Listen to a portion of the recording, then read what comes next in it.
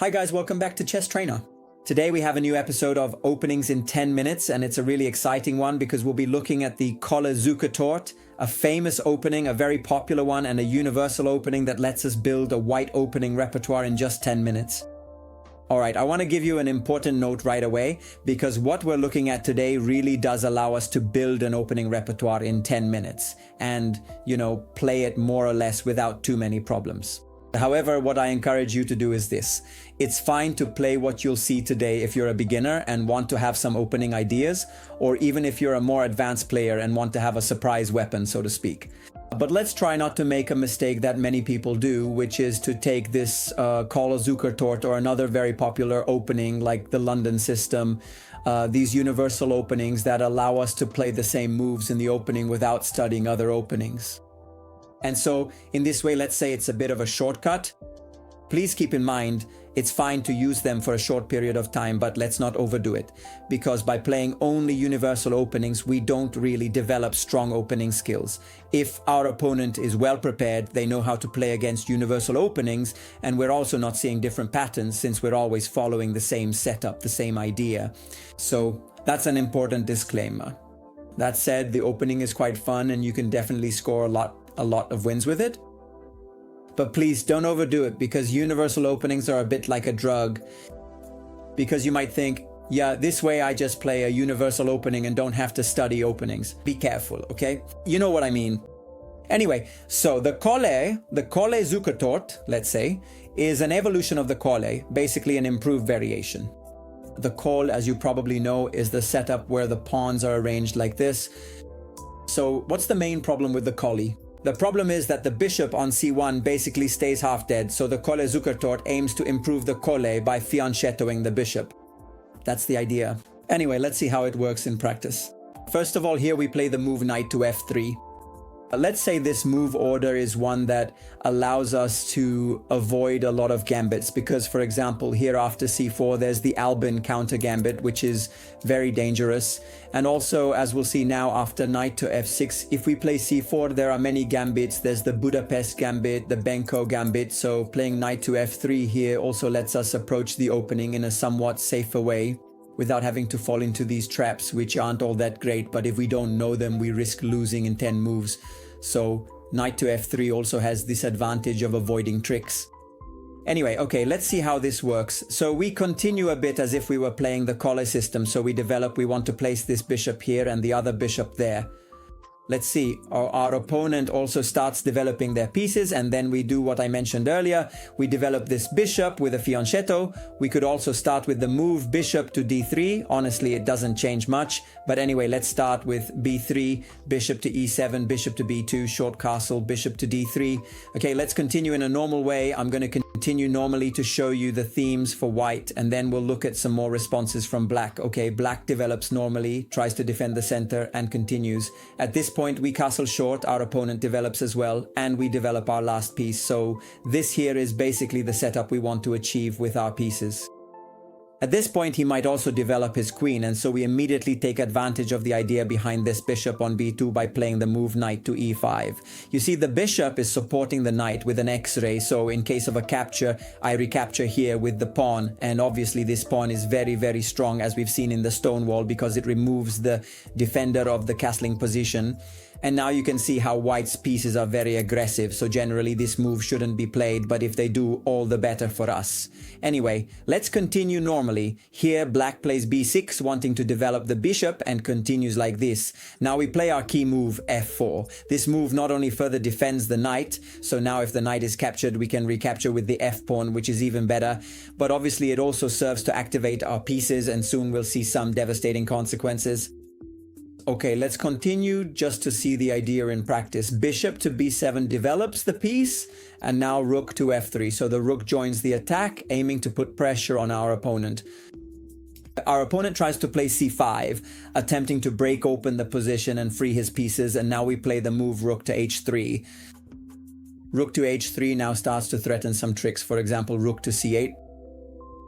Here there are two ways to win. The simplest is knight takes d7, queen takes d7, a typical trick. Bishop takes h7 check, knight takes h7, queen to h5, and now it's trouble because if the knight moves, there's mate.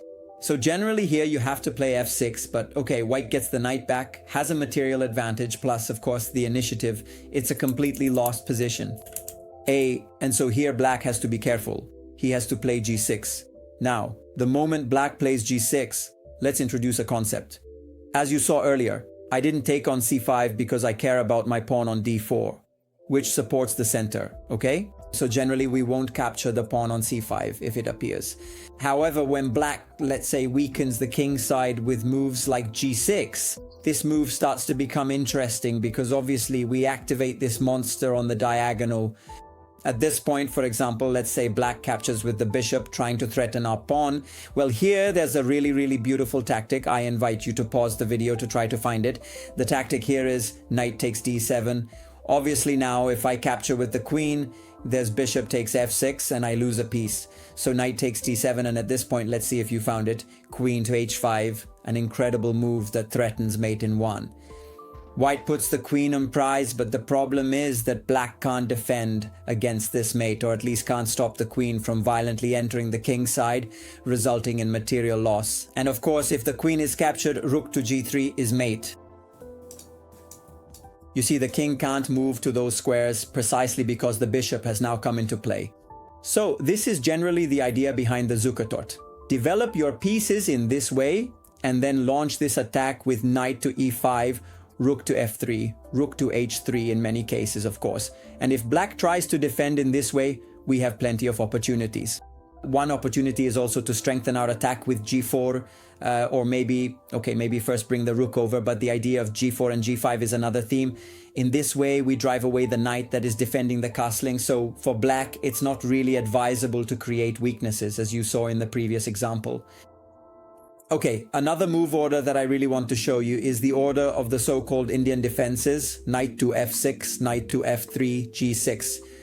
At this point, in my opinion, playing the natural Zukertort with the bishop going to d3 doesn't make much sense, because you see the pawn on g6 and the bishop on g7, let's say, give black a solid defense. And besides this, black's pawn is still on d7. What does this mean? It means that black will be able to play the move d6, which we really don't like. Why don't we like this move?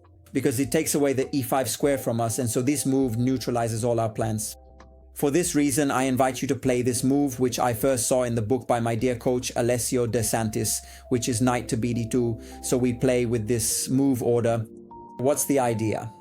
Right now, I'm threatening e4, so if he plays bishop to g7, I play e4 and basically go for a slightly more aggressive Zukertort, where generally I'll play in this way and white gets a very comfortable position.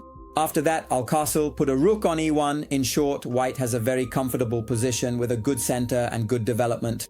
So I try to play against the king's Indian like this to get an improved Zukertort, even though at this point it's no longer really a Zukertort.